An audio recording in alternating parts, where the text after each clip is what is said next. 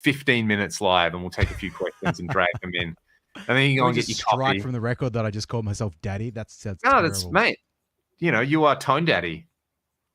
That even sounds worse, doesn't it? Yeah, Troy now the band Tone Dad. All right, see you later, everybody. We'll see you next week. Peace.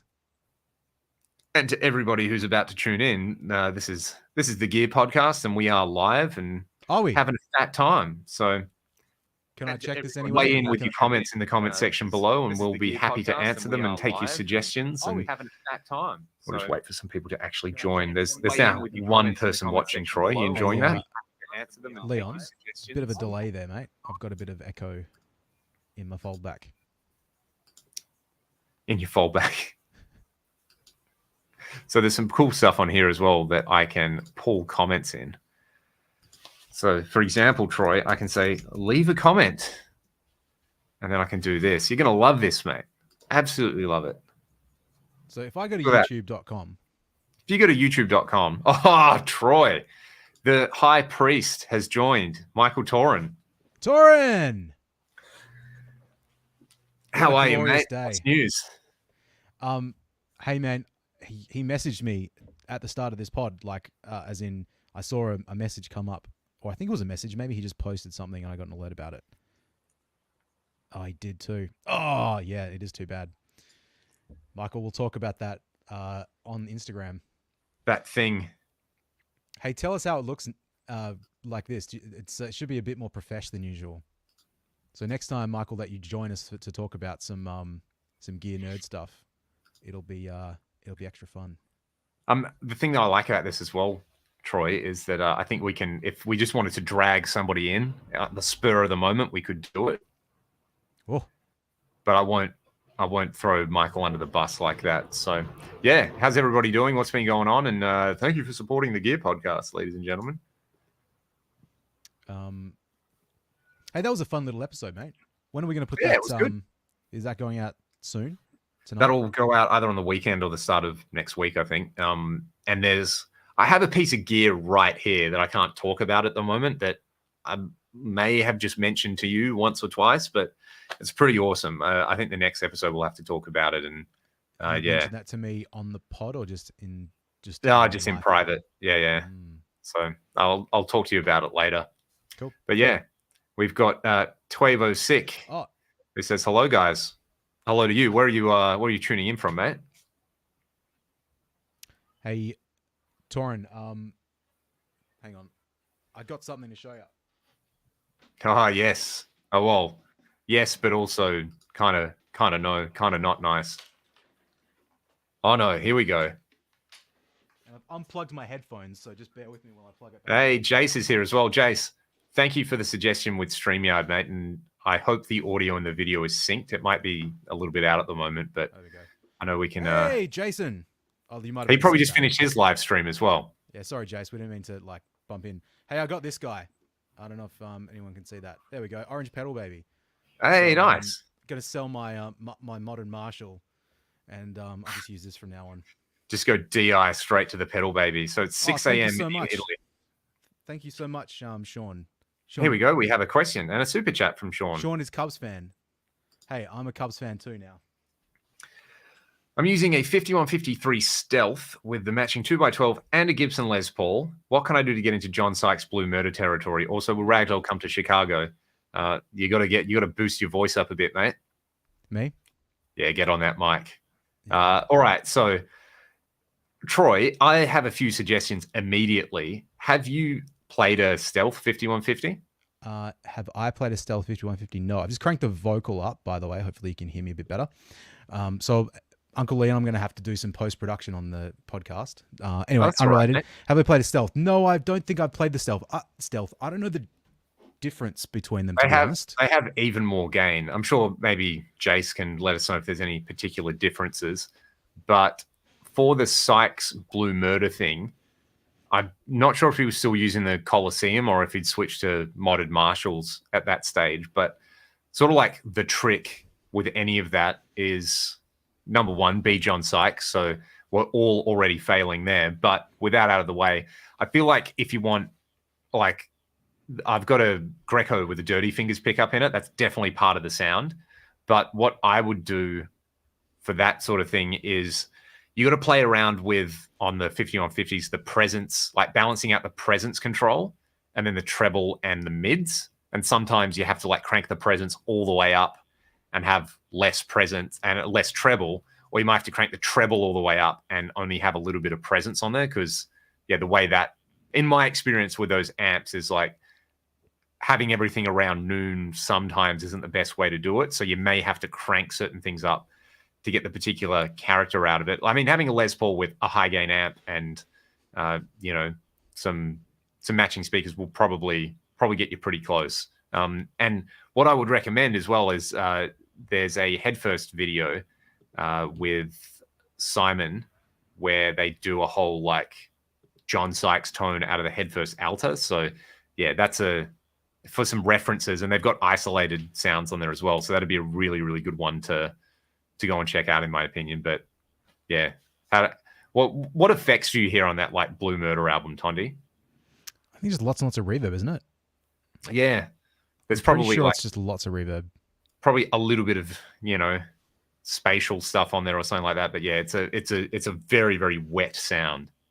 Yep, Bob Rock did that one. Did he? Yep, pretty sure. Which would have been a year or two before he started working on that Black album. So he did Dr. Feelgood as well. Yeah, well, Blue Metal, that was 88, hey? Oh, yeah, 88, 89? 87. It was have to be after 87, right? Yeah. I'm pretty sure it was then. So Dr. Feelgood was that 89? Yeah, maybe. Oh, I can't remember the order of this stuff. Anyway, yeah, lots of reverb. I just think of that with the drum sound and everything. It's just so washed out, but it's a cool sound. Track 2, can't play it in public, but you know the song. yeah. We were telling somebody about that the other day. The one that's after Riot and before Valley of the Kings on there. So, but yeah, with the Stealth, probably the blue channel, the gain a lot lower than you would expect. And yeah, if you can sweeten it up with some nice big reverb or something on there. We've got TOJB, the aerodynamic one, has joined us. I hope you're well, mate. Been enjoying the channel. Everybody should go and subscribe to the other John Brown's channel, especially if you like speakers. John, did you manage to do your 57 shootout yet? Because I saw you put that up, that you had a bunch of them, but I was curious on the results. But maybe, I'm not sure if you released those or not. Yeah, interesting. It's like everything. You got to shoot everything out. Hello to Hit Metalworks as well. Thanks for tuning in, and to Silver Beetle.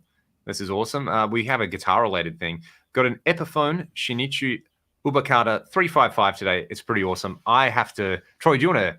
Troy, bring that up. Yes. I can do this. This is great. It sounded like my mum laughing then. That was awful. Let me see. Epiphone. Now, notice that it's a 355, which is interesting. Not a 335, or as Americans say, a 335. So this would be a 355. I don't know why I say 335. Like, do you say that as well? I say 335. I say Sennheiser 421 and an AKG C414. Is that an Australian thing where we spell numbers? I don't know, man. We still say 1176. I don't know how that relates. I've got this up. You can, if you want to check the thingy out. I'm just still seeing Dave Pensato's face on screen cap. Oh, maybe I've got to do this one. How about if I close that? Oh, here we go. Nope. Hang on. So I do want to take a look at this. Present them. Here we go. Share screen. Where's this guy? Epiphone. We can have a look at one on Reverb. Shall we do that? Yeah, let's do that. Look at this. We can take a look at that. Oh, that looks... I'm already liking the kind of the look. The blank square. You like that blank square? Nothing is happening. There's no pickies. Why is that? What's with that? Hang on. Let's find nothing in my fold back. Oh, they look sweet. That's a very similar color to the 335 that I have. Yeah.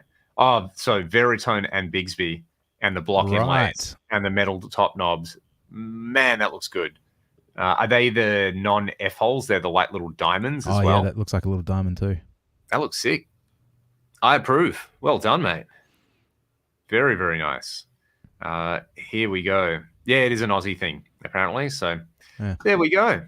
Very, very nice. When you're at school, right? Cast yourself back, and you're a little bit thirsty.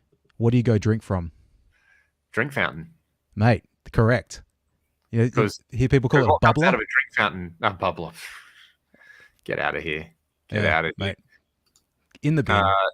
From the other John Brown, I'd not intended to make a dedicated video for the 57s, but the post got way more interest than I expected. So I think I'll do a video on the SM57 and my observations soonish. Yes. Sorry, mate. Yeah, you're down the microphone rabbit hole now. Welcome. Thoughts and prayers. Escape while you still can. Yeah. Oh, man. Scott, Ethan, Glenn. So you got the red one. Okay, cool. The red is like the classic. To me, it's like red or tobacco sunburst or tobacco burst, whatever you want to call it, for 335s. Like you've got a nice 335, right, Tondi? I do. It's a burst one. Looks really good. Guy recorded on the weekend has Yamaha. Is it the SA 2000 or the S something 2000? Looks exactly the same as the 335. But yeah, it was funnily enough. It looked identical to mine, except it was a Yamaha. Yeah. Well, I mean, identical in features and the flame and stuff. It looks really nice.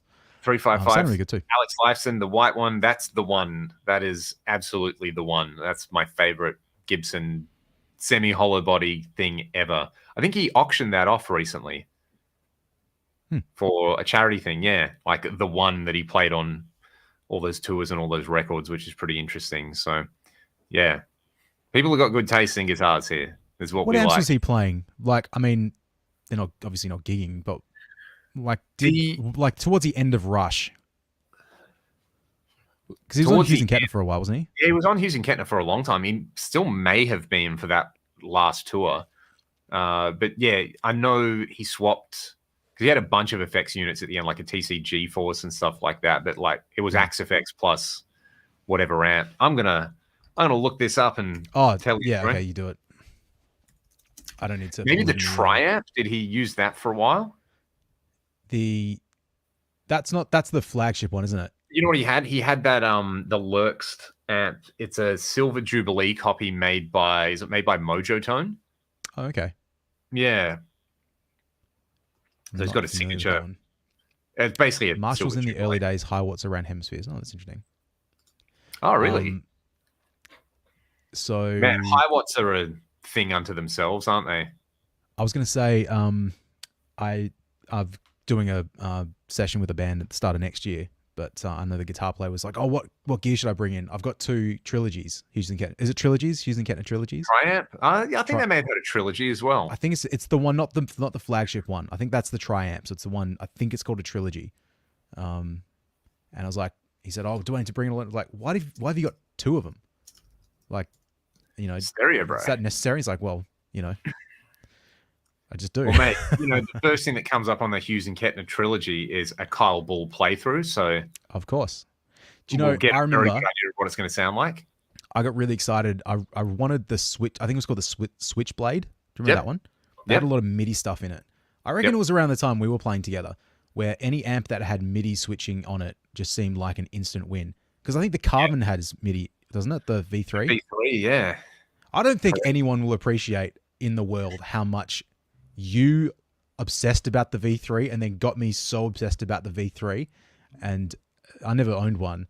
And clearly we all kind of got over it and moved on to different amps. But that was, man, I just thought it was the biggest thing ever. It's like, oh, this is because, you know, in Australia at the time, like buying a dual rectifier was like $4 or $5 grand new, right? Yeah. And it didn't have MIDI and it didn't have a lot of stuff. And yeah, the Carbon was like, oh, it does high gain and it looks metal and it has all these extra features. Like, why wouldn't you use this thing? I think the last gigs I did with it, I was just using it as a power amp. And I pulled it out. I feel like once a year there's a thing where we have a chuckle and you're like, yeah, remember the V3? And then I pull it out and I'm like, okay, I'm ready to be impressed. And I'm like, yeah, okay. It's okay. Hey, got some weird EQ stuff. Man, there is such a delay between YouTube and what we're currently talking about, by the way. Oh, really? Well, at least on mine there is. Or maybe mine is just delayed. Maybe mine's just delayed a bit. I don't know what's happening. Doesn't really matter. That's it. Anyway, if anyone has any more questions, I know Troy's got a split very, very soon. So yeah, I need to go get a coffee before 2:00. That's my only reason. So if there's I can skip that and get a coffee from somewhere else if there's a really good question or if someone has an interesting topic to talk about. There we go. But if not, that's completely cool. Here's a question Amps for you, and Troy. MIDI. What does it say? Thoughts on Rev?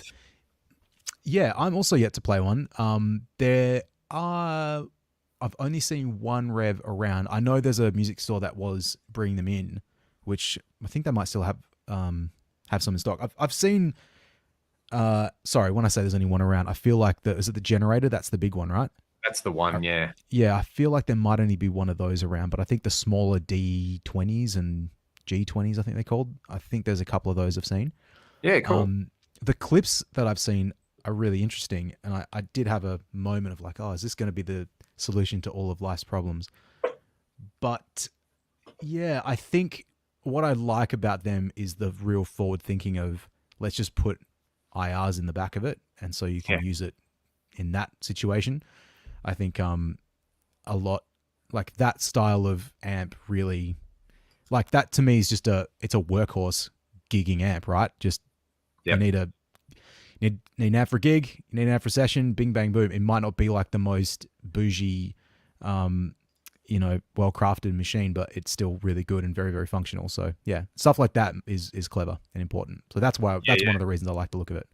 And if people like MIDI in gigging amps, well, I tried an amp pretty recently made by someone who may be watching this stream that has some pretty impressive MIDI implementation in it. So look, Jason's in the stream and buddy of ours, and we've had him on the podcast, but like the way the MIDI stuff works in the Alta is particularly awesome because you have a Jose mod on an amp, Troy, you've got one. You kick that circuit in, and what happens? The volume goes down. Yep. So you know what you do? If you're clever, you design sell your amp, you buy a head first Alta, and then it's the solution of all life's problems. Yes. But yeah, having that second master volume on there means you can go, oh, I can actually switch from no Jose mod, no saturation, and just kick it in and compensate for the volume on there. Or if I want it on my lead sound, I can turn the volume up so it's even louder. Like not a bad idea, Jace. I think you did pretty well there, mate. Yep. I think I messaged Jason earlier this week and told him because I've been using this amp. You know what's funny, Jace? Like I'm really reluctant to refer to it as anything other than my Marshall because even in the little video that I did for you, I think I called it my modded JMP. The same day that I noted on a live stream, you said you hate when people refer to amps that are like as like that and not the circuit. I think it was. So it's like it says I guess it's a JMP, but it's kind of like a modded 2203 sort of thing, I guess. So anyway, I digress. But I've been using it so much just having the Jake switch just for a little bit more gain, a little bit more attack, and it's been really useful in the studio. It's kind of back to number one. It's sitting high on the shelf over there.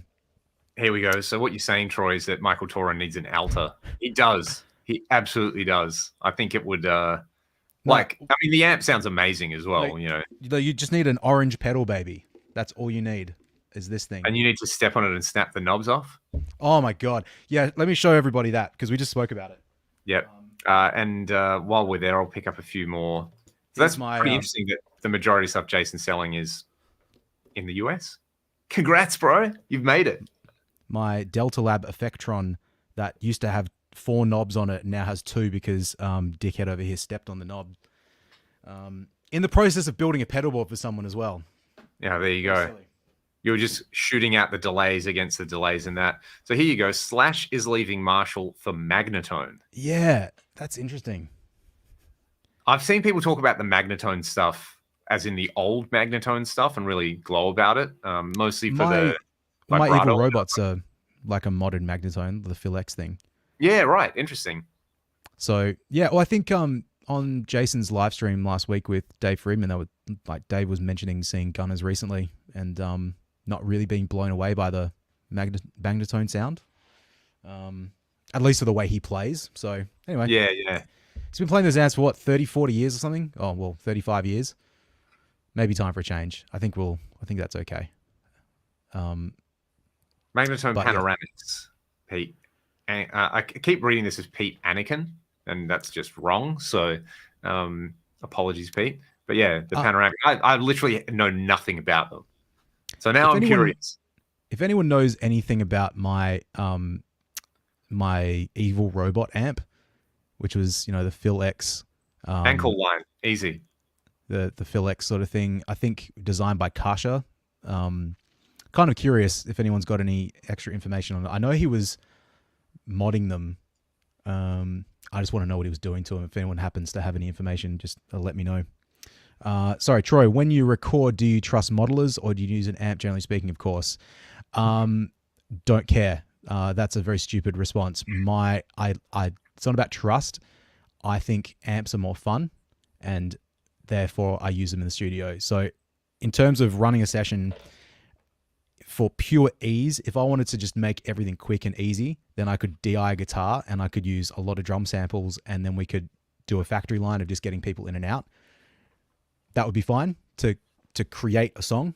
In terms of giving someone an experience that is just like not only like a song that comes out that's like unique and that they've put a lot of work into, just like crafting a very specific sound and trying a different combination of amp and cabinet and microphones and moving it. It's just there's a little bit more detail and sculpt and an interest in it. I think it adds, yeah, it feels condescending just to say it like this, but it kind of adds to the experience of creating a track, and therefore I find it more enjoyable, even though it's not necessary. And I could do it with probably like, you know, THU has I think you can get like their things on a phone now. Like that's fine. Really?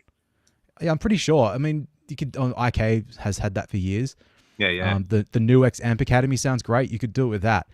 The amount of post processing that happens on tracks these days as well, my stuff and other people's, like, man, we spoke about it the other week, that Ragdoll single that came out in earlier this year.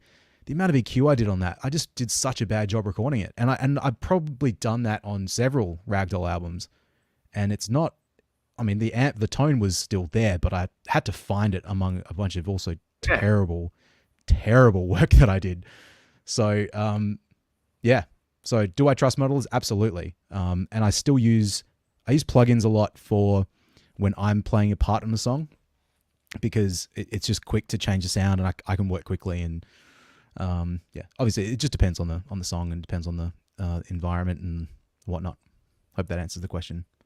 And hello to, what do we have? Joshua Simonson. There you go, mate. Did you see the new hologram chroma console? We were talking about that earlier. We actually recorded the podcast and now we're just doing some Q&A for it live, because it's kind of fun to do this, right? So yeah, we were talking about the chroma console. I want Troy to watch the video on it to see how it works. But yeah, the UX looks really well thought out, and, you know, good on them for doing something, again, different, you know, where I literally just got a microcosm and it's like, yeah, I get it. I absolutely get it. So I imagine with that, it's one of those things where there's probably a slight learning curve to it, but once you get it, you probably love it. Also, the episode we recorded hasn't come out yet. We didn't live stream that. That's that'll be out in a few days probably. And sorry we missed one last week. It's just been very busy. Both of us have been very busy. Very busy time of the year. Hey. Yeah, it's so like I was telling you like 2 weeks ago, I just spent all this time getting drum sounds, and it was the most fun I've ever had in my life. And that's all well and good, but then other times you need to sit down and edit vocals for a week. Man, you know what I did is I finally upgraded fucking what's it called, Melodyne today. Oh, really? Last night. Because I've used Autotune for years in graphic mode. That's been like number one, and then since Pro Tools put the ARA thing in, I've been getting a bit more into the Melodyne. So yeah, it's been fine. Like I use both, but then I did the upgrade, and the new features have made it very cool. So new toys to play with. So apparently the Pod Go got a firmware upgrade. Do you still have your Pod Go? Really? No, I sold mine. Right. Because I've got the HX Stomp. So I was a bit reluctant to. I really like the Pod Go. As a standalone, easy to use thing, super awesome. It's just the size of it for the rest of the board that I needed to run it with was a little too big. I couldn't quite fit it on. Right. And the HX Stomp has a few extra features, and I think they got the movable mic cab thing in there, which I think people, that's pretty awesome. Another one from Sean. Says, I see the vinyl in the background. Leon, do you collect vinyl? Do you have the new Van Halen Sammy Hagar reissues? Don't have the reissues.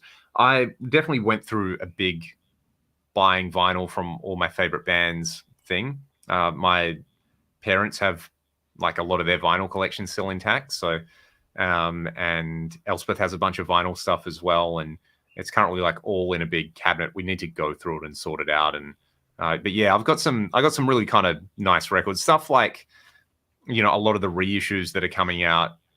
I've got a lot of old stuff, and when you could still like pick up, you know, a record for $5 if you just looked hard enough and things like that. I got most of my favorite albums on vinyl, which is important. And you know, that's a double record as well with splatter and a bunch of cool stuff. So yeah, it's, you know, you can check the Ragdoll Bandcamp site if you want to buy one of those. It's a pretty deluxe setup. You're looking like you may have to go soon, Troy. No, do you want to hear something really funny? I'd love to. So, friend of the show, Chris, that we talk about, when I saw him on the weekend, I mentioned how I really want to try the MXR Timmy and the MXR Duke of Tone pedals. Yeah, right. And he said, "Oh, I'll come and drop them off to you." I'm like, "Oh, that'd be awesome." And he messaged yesterday, "Hey, I'll come and drop the pedals off to you tomorrow." Awesome.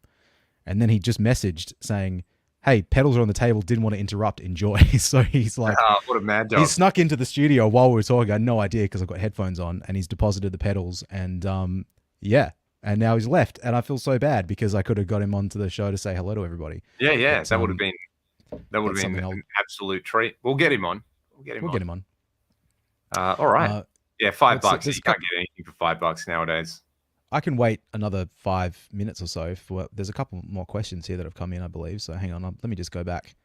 Someone said something about Melodyne, a vinyl. You can sort of sing because of Melodyne.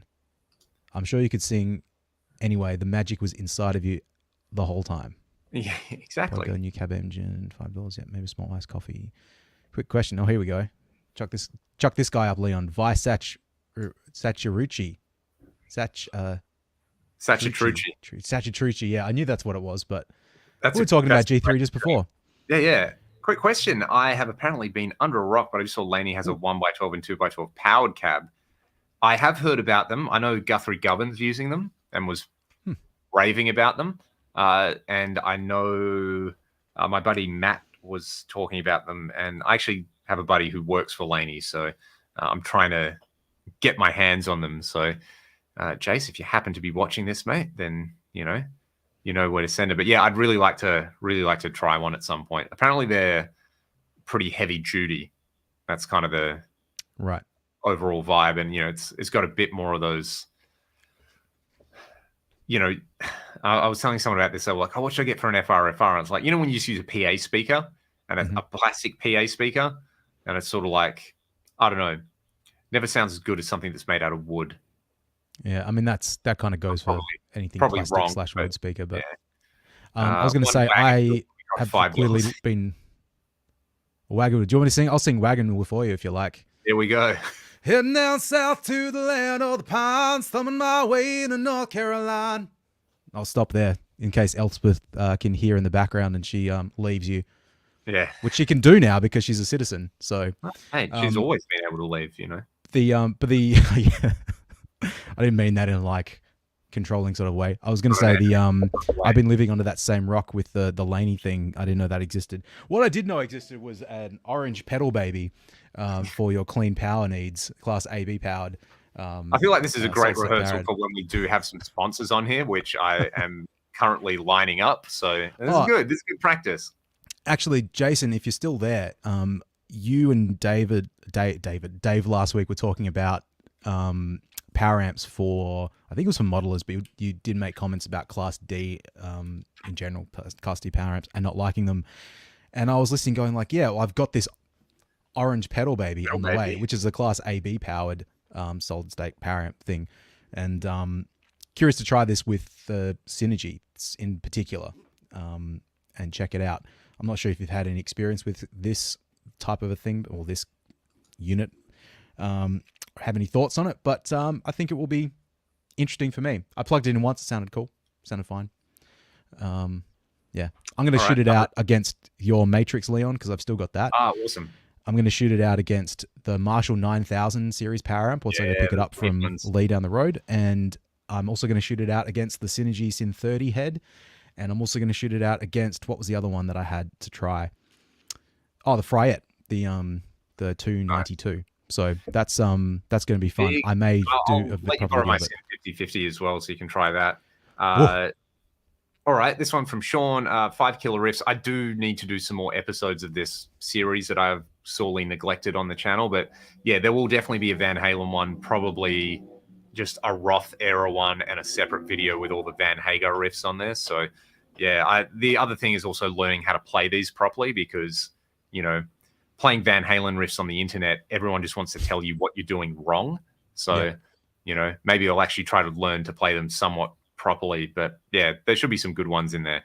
And what about a 1x12 cab that you can recommend, Troy? Maybe we'll make this the last question for today. I have a little orange 1x12 that I've had for a long time that I really like. It's nothing special. It's not that expensive, but just got a vintage 30 in it. Yeah, I've used that to gig with a lot, and it's been really great. Very sturdy, and I've treated it like shit.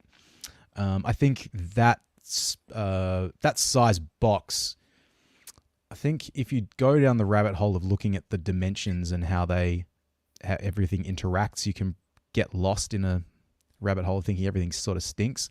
So yeah, I mean, really, well, actually, I actually had a guy with a Vox 1x12 as well last week. That sounded really good. It had a V-twin in it. Nice. Yeah, it wasn't anything flash, but that was an open back cab. Mine's a closed back cab. They both sound cool. I think if you're trying to play something, maybe, I reckon, yeah, you know what? Here's my advice. Try and find an open back cab. I think you might like it more. Unless you're playing something particularly tight metal, I think an open back is a better choice. In a 1x12, it's easy to swap the speaker as well. You know? Yeah. You just have to swap one speaker and then you've got it. So yeah, as long as you kind of get that right. I'd still love to try Zilla. Like, I just really me too, man. I like their stuff, and I like their YouTube channel a lot, and they seem like good dudes. And I think the next cabinet I buy, whenever I buy one again, I'll just order something from them. And let's go in. We'll buy one each. You buy a pink one, I'll buy a green one, or vice versa. Who's going to be Bruce? Who's going to be Paul? Oh, mate. One day we'll properly learn some Racer X. We'll play our mate in guitars, and we'll do it. And that's hilarious. Yeah, it'll be sick. So, all right, well, let's leave it there, because I'm going to go to shout out Sugar and Nice, the cafe that I'm about to go to that closed at 2:00. It is 1:47, and it takes about 6 minutes to drive there. So I'll get there, get myself a lovely flat white, get myself a little something sweet, and then that'll be it. Unless, Leon, if you want to hang around, I'll be back in like maybe 15 minutes, and we can continue. I gotta go. I have a gig this afternoon, so I should probably go and get ready for that. But before we go, get down to the hen this afternoon. I haven't tried the 2290 pedal. They're not in stock anywhere, and I have absolutely no contact at TC Electronics. So if anybody knows anyone who can hook me up, I will demo the bejesus out of that thing, because I've obviously got a real 2290 here that I can actually compare it to. Otherwise, thanks for tuning in. New episode of the Gear Podcast will be up soon, and take it easy. See you, everyone.